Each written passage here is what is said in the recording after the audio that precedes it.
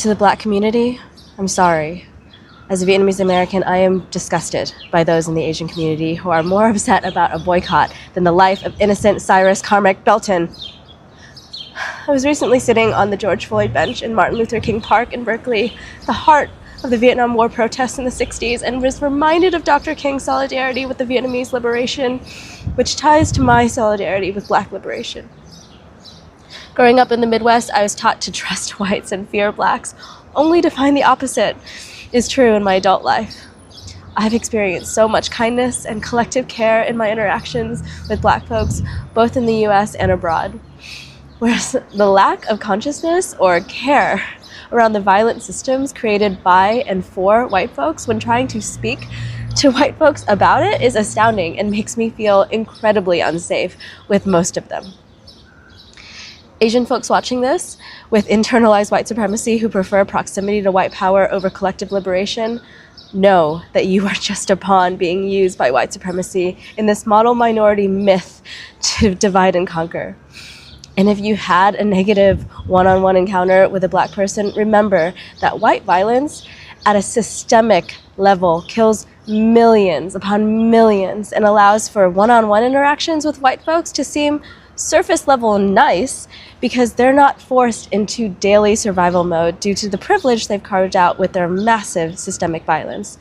So do not trust white nice because it turns unsafe real quick as soon as you dig beneath the surface to see that most white folks do not care that Western white supremacy culture is killing Black and brown folks daily. So while systemic trauma might have caused a negative one-on-one interaction with a Black person for you, remember that Black people are not killing millions of people on a systemic level. Remember how Black people played a central and pioneering role in the Vietnam War protests and stood in solidarity with oppressed Asian people. Do not abandon our allies. We owe the Black community so much because our rights as non-white people in the US were hard fought for by Black folks. So thank you to the Black community for all that you do. Rest in power, Cyrus Carmack Belton.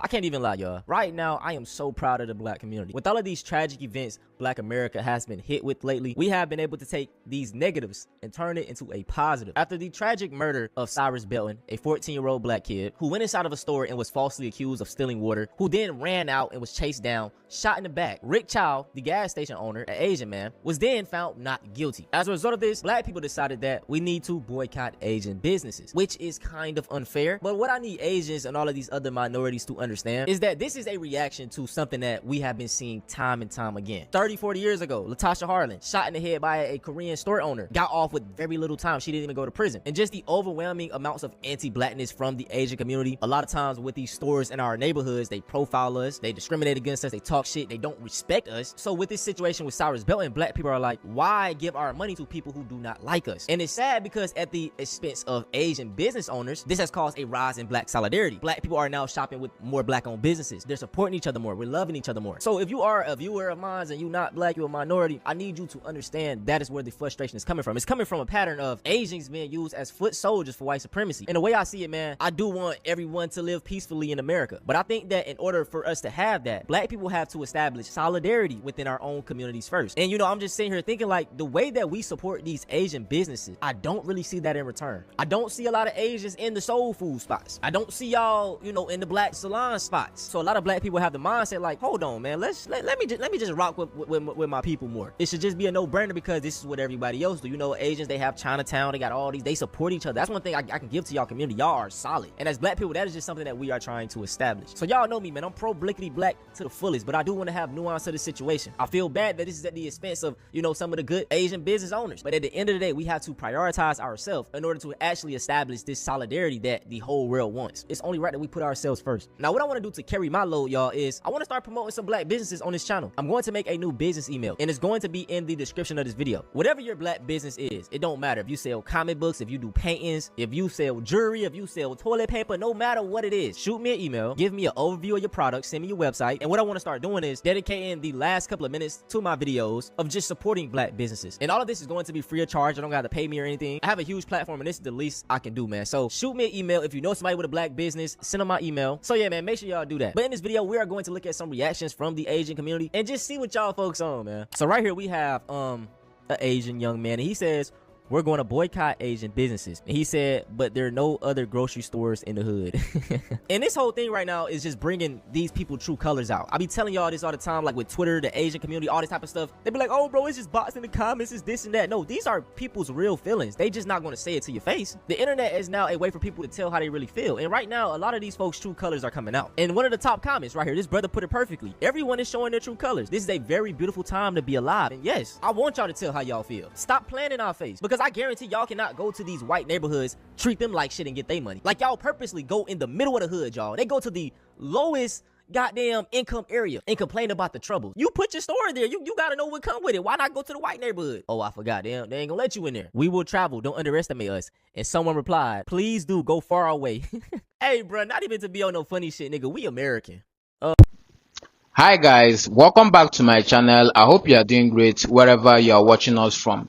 One verdict changed everything, and thousands of people are responding with their wallets. Let's dive straight into the video. Don't forget to subscribe to my channel, like and share the video to help the channel out. I'll be back with my commentaries. Yes, this is really important. Asian Americans were redlined from opening businesses in white neighborhoods because white people didn't want Asian Americans operating in their neighborhoods and didn't want Asian Americans profiting off of white people.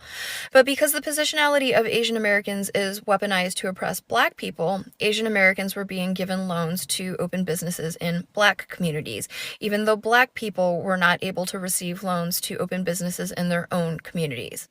And as I've said before, as a result of this, black wealth is essentially paid out twice when it goes to Asian American businesses. Once when the individual pays for the goods or services, and then again when the Asian American business owner removes the profit from the community. Because usually people open businesses in their own communities, and this is mutually beneficial, where the business owner is making a livelihood off of providing goods and services to their community. And by being a member of the community, they're contributing and they're investing back into the community. This is an ideal situation, and that is not what happens with Asian American businesses operating in black communities.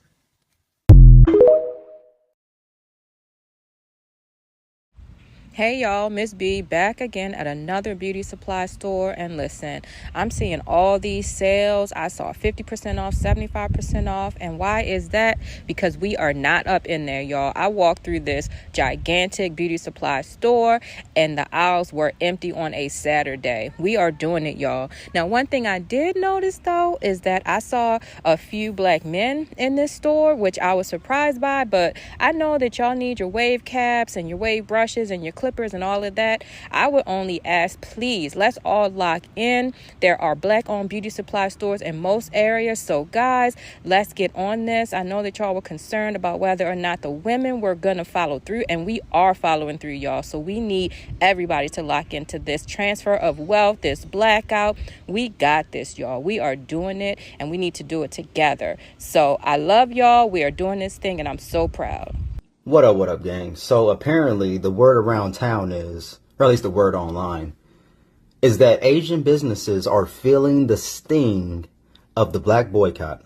There's been a lot of Asians that came out, Asian content creators that came out and made their videos expressing their 2 cents, saying that they don't know why black people are lumping all Asians in together in regards to one man, Rick Chow, unaliving a 14-year-old kid in South Carolina. They're expressing the sentiment that all Asians aren't a monolith. They're not all alike, and that it was just one guy, not every Asian. And there's different types of Asians. Rick Chow was Chinese, there's Vietnamese, there's Japanese, there's Korean. And I absolutely do agree, not all Asians are a monolith, nor are black people. We're not all criminals, we don't all shoplift, we're not all killers. We don't all gangbang, all of us don't have a criminal record. And all of our names aren't Shaniqua or Tyrone. Black people are not a monolith either. You see, black people are not a monolith either. And we all need to respect each other and to be open and honest with each other about these type of things. That's why we're having this boycott. That's why some black people are deciding to not engage with Asian-owned businesses. And it's not just one man, it's a history of being followed in grocery stores. It happened so much that they made fun of it in movies. Hurry up and buy. And of course, there are a lot of Asian businesses inside of the Black communities, inside the low-income communities. And oftentimes, customers aren't exactly treated with the utmost respect. Now, given customers that go inside these establishments also need to be respectful. But we all need to understand that we're not a monolith. There are good and there are bad in every single group. So instead of expressing your 2 cents of disapproval and hurt and confusion that a whole group of people would target your group of people off the actions of one man, like you say, instead of doing that, try to understand where we're coming from. Try to understand that we're trying to build our community up. We're trying to keep our dollars within our community to build generational wealth so that one day we may have gas stations and liquor stores and grocery stores. So try to understand and just try to respect what we're trying to accomplish here. And if you really are not racist, then talk to your racist friends and family members. Don't be not racist, be anti-racist when no one is looking. That will go a long way to help the divide between our two communities, because there is no hate that Black people have for Asians. That doesn't exist. And I'm sure there's a lot of Asians that do not hate Black people at all. I know this. So don't let the ones that do ruin it for the ones that don't. So the Asian community is very, very upset right now. They're throwing a hippie fist. I mean, they literally are saying that we can do whatever, we're ghetto, we're not going to be able to supply Black people. All of these things are being said. All the videos that are circulating around, that majority of the Asian community are saying that Black people, we don't have the tenacity, we don't have the backbone of boycotting because we need to stop eating Chinese food, stop going to nail salon. We're not going to be able to do all of that. So they're making threats. But the thing is, I want to say to all the Asian community, we are not saying, Black people are not saying that we don't love you guys. We're definitely not saying we don't respect you guys. We are only saying that right now, for far too long, when we were disrespected by many of you guys, what we did, we did not do anything about it. We still come back. We forgave. When you walked around and follow us in the nail store, when you talk to us dirty, when we come to the nail salon and you treat us, you talk about us in your language, we still forgave you. We come back. But this time we are only saying Black people need to keep the dollar in the Black community, the same way the Asian keep the money in Asian community, because you guys send your money back home. You guys don't shop at Black community. I know for a fact because I had a restaurant, same place where a person who is Asian, and we go there and buy their food, but they never caught dead in my restaurant buying food or trying to support me, even though they know it was me and I support them. So this is all I'm saying. We are not saying that we're not trying to spread hate. We're not trying to spread any hate at all. What we are saying, simply saying that we are going to support each other. Hi guys. Hi friend. We're simply saying, hi mama. We're just simply saying that we are going to support the Black community, because for far too long we have been disrespected, been discriminated about, and all this thing going on. We still come back. So now we have to go and support the Black community. And yes, for some of you guys, you're gonna be losing money, but majority of you guys are online saying, oh, you guys gonna boycott, let's see. You guys are like threatening, like we have to buy from you guys. We don't have to buy from you guys. That's the reason why we had Block Wall Street back in the days, because we are powerful. Black people make up a 90% of your business that you get is from Black people.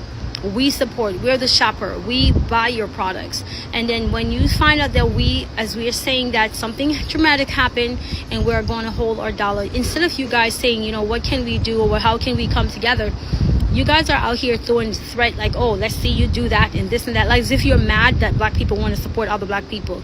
Now when you carry on like that, your business, some of you guys are going to lose a lot of customers. That's why it's cricket in a lot of places that we go. Be careful what you speak out of your mouth. When time like this is very sensitive for us, because we lost a child behind this racist bull that you guys been pulling. and we are going to support our black people. And no matter what you guys say, that's what we're doing. Catch me in the next video, guys. I literally had somebody ask me today, oh, you're boycotting Asian businesses? I said, what? They said, yeah, all y'all black people. All y'all black people is boycotting Asian businesses. I said, I'm not boycotting Asian businesses. She said, oh, you're one of those scab people. I said, no, I am not a scab. I am not a person who crosses lines or boundaries unlike yourself. I said, I will not be boycotting Asian businesses. I will be supporting Black-owned businesses and businesses of people who are aligned with treating people equally. Everything doesn't have to be negative. We can support the positive in all sides of the situation. So no, I'm not boycotting Asian businesses. I'm supporting Black-owned businesses and businesses that are supportive to Black movements. And not just Black Lives Matter, because we've seen those bumper stickers everywhere. I'm talking about you invest in your communities. If your store's there, you're also making sure that the community around your store is somewhat taken care of.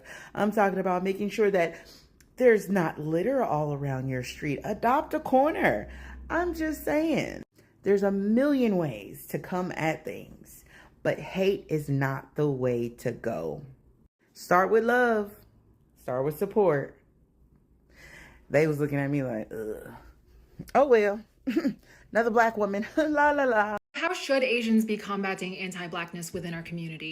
I think there's two categories of Asians. Asians who are purposely, maliciously anti-Black, and Asians who want to be better and who want to end violence and discrimination against the Black community, but are still accidentally anti-Black sometimes. There is no third category. Every single person needs to be constantly unlearning their anti-Blackness. I'm not perfect, none of my mutuals are perfect. I think we need to make a distinction in how we deal with the two.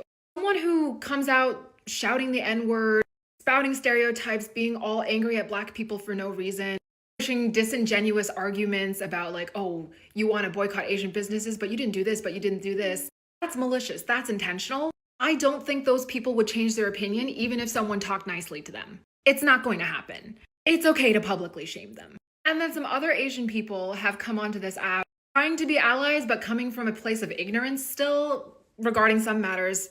I have done this. Then other Asian creators will flame them as hard as they do people who just come out and say the N-word. If our response to people who are trying to learn and trying to do better and trying to build alliances between our communities is to flame them every single time they get something a little bit wrong, that's going to drive them into the anti-Black camp. I get offended when I hear some stuff that like I think to be anti-Black, but then I also have to judge like how malicious are they being? Is it possible to correct them without running them off the internet or like shutting them IRL? Because these people are still a part of my community and it's my responsibility to talk to them. If flaming them on the internet with my platform size is going to, bring them harassment and drive them and their viewers even further into the anti-Black camp, is that productive? Now remember, I'm not talking about the people who come on here spewing the N-word and all sorts of hateful rhetoric and being like purposely uneducated and refusing to listen to anybody, like trying to educate them in the comments about like Asian American and Black history. I'm not talking about those malicious people. I'm talking about the ones who come on here and being like, I don't really understand why there's a boycott. I'm not really understanding why they're not distinguishing between Korean and Vietnamese and Japanese and Taiwanese. Yes, I know it's very frustrating to listen to them. I get frustrated listening to them too. So when I make response videos to people like that, I don't tag them and I don't stitch them. Because A, I'm going to look like a bully. B, if they're actually maliciously anti-Black, then I've just helped them grow their platform. I've literally had guys on here say that like, oh, I'm posting this anti-Black stuff to try to get Dr. G to make a video about me so I can grow. Literally, people are saying that. And then third, if I like come on here like yelling and screaming at them, it's just going to like cause people to say that I'm like a self-hating Asian and then drive even more like Asian people into the anti-Black camp, which is not what I want. So if I'm not gladiating on here as much as some people want me to, this is why I'm trying not to feed the trolls. I'm trying to actually keep my community together. Because once you start coming at someone with anger, they're not going to listen to you. And again, I'm addressing only the Asians here. If you're not Asian and an Asian person does something to harm your racial group, go ahead, talk to them however you want. That's not my business. But because they're part of my community, you will sometimes hear me taking a gentler tone on here than you would want me to. And this is my reason for that. So as someone who came from a family business that has actually operated my own family business with my husband, okay, I honestly think that it's okay if the Black community wants to boycott Asian businesses. I mean, I stopped going to nail salons because I didn't like the way that they were talking shit and making me feel uncomfortable, and I felt like I was being discriminated on because I wasn't Vietnamese. I stopped going like at least 5-6 years ago. That's why I started doing my own nails. Now, the Black community has every right to be able to apply their money to wherever it is that they are accepted to, whether it's to their own community or someone else that they personally know. I actually find it very offensive that one, people think they can tell Black people what they can and cannot do with their money, right? And two, that you guys would even challenge their discernment as to why they choose not to go to any other establishments anymore for the safety of their own people and their family and their kids. That's actually insane. Like, this child, Cyrus, is a child that got murdered, but this isn't the first time that this has happened to their people. And the crazy part is that this is their country. Everybody who's an immigrant here, every person of color, came to their country because America is white Americans and Black Americans. Now, do I think boycotting is going to work? I think that it could work because obviously words are not enough at this point, right, to make any type of changes. But at the same time, I do believe that there is just problems in the system. There needs to be some type of heavy regulation that needs to change within the systems of giving out businesses or allowing people to open establishments in anywhere. And just fully giving it to anybody else besides Black Americans, because it's very difficult for someone in the Black community to really just go and get a business back then. Now it might be a little bit easier, but there are still some discrimination against it, right? They're going to make it very difficult and everybody's going to try to shut them down. Like, you guys don't be asking the right questions. Like, do you guys ever wondered, or have you guys ever studied about Black Wall Street? Those are the types of questions that you need to like find out. You over here asking me, do you own your own family businesses? Look, I would never want to spend my money on anybody who's going to be racist towards me, killing my people, targeting my family, my kids. I would never want that. So if boycotting works because words are not enough, because they've been saying it for so long, they've been trying to reach out and try to communicate with every community of color at this point, and then there are people actually giving them backlash and being disrespectful, talking about like, we got our own Chinatown, we're going to stop having Chinese foods. That's some weird shit. And for the people who are saying like, oh, not everybody's like that though, like not everybody deserves that. Like, you don't think that the people of the Black community already knows that? Like, why are you guys being so rude? They don't have to be told that. They don't have to be persuaded that. That's insane. It's disrespectful. Asian Americans, I just really want you to understand this. When you guys say stuff like that, you make it seem like as if the Black community is incapable of making their own decisions. Like, you guys are telling them what they should do, how to think, what they should do and spend their money on. It's insane. If you guys really want to bring solidarity and bring unity to our communities, the Asian American community and the Black community, what we can do in this type of conversation is that Asian people just need to sit down and listen, because some conversations just require you to listen. Blame a whole race of people for the action of one individual, it's racist. And Black people who are getting tired of being blamed and stereotyped and tired of all of us being called thugs over the actions of a few of us should understand that concept more than anybody. I've made videos affirming the reasons why I understand and support Black people's desire to boycott Asian businesses, which Black folks said made them feel heard. Asian folks have also asked me to have a balanced conversation around how, yes, we need to eradicate anti-Black racism in the Asian community. And is it fair to punish every Asian business, even the ones who aren't racist? And my nuanced response would be that I support Black dollars going into Black businesses to build up their communities, and I don't think all Asians should be stereotyped as racist. Obviously, if an Asian shop is following you around like a criminal, don't go there.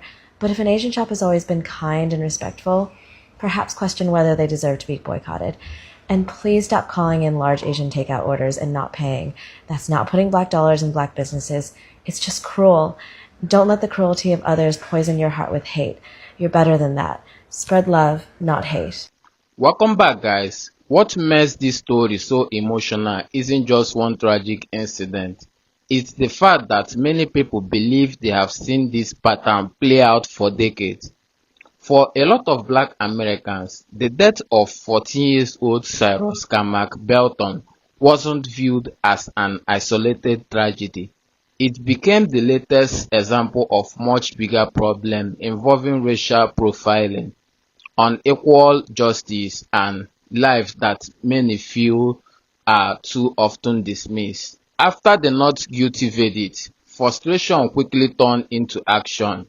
Instead of organizing protests alone, many people decide to use the one thing they believe will speak the loudest: their spending power. The message became simple: if a business profits from black community, then that community should also feel respected, valued, and safe. If that trust is broken, people have every right to take their money elsewhere. What makes this movement stand out is that it isn't only coming from one community. Some Asian Africans have also stepped forward, acknowledging that anti-black attitude exists within parts of their own community.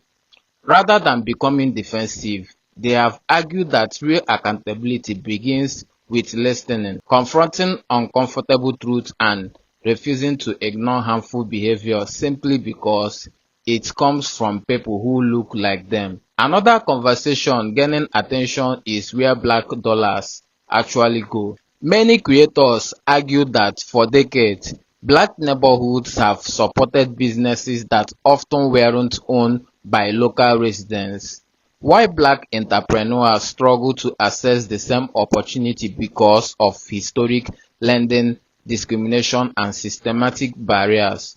Whether people agree with every part of that argument or not, it has encouraged many consumers to intentionally seek out black-owned businesses and invest within their own communities. Supporters of the boycott also point to history. They remembered the killing of the 15-year-old Latasha Harrens in 1991 after she was forcefully accused of stealing.